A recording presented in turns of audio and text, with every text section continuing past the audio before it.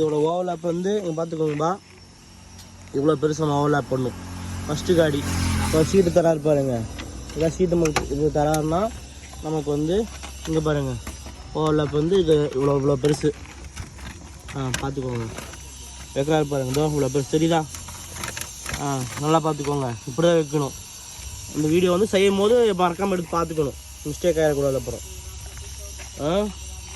அளவு எடுக்கும் போது இப்படி தான் நம்ம அளவு எடுக்கணும். இதோ மொத்தத்துக்கும் அளவு எடுத்தோம்னா தப்பாக போயிடும். நமக்கு வந்து இது மட்டும் கழிச்சுக்கணும். நம்ம இங்கே பாருங்கள், அந்த ஃபஸ்ட்டு காடி கூட நம்ம கழிச்சுக்கணும். நம்ம கழிச்சு தான் அளவு எடுக்கணும். அப்போ தான் நம்ம கரெக்டாக வரும்.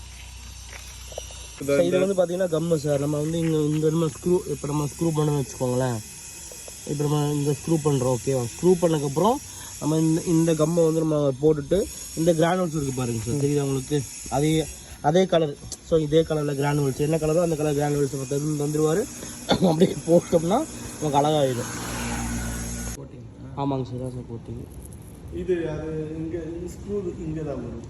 அது மேலே அது ஸ்க்ரூ வெளியே தெரியாது. அது மேலே அது பேஸ்ட் பண்ணிட்டு இந்த சைஸ் பாருங்கள்.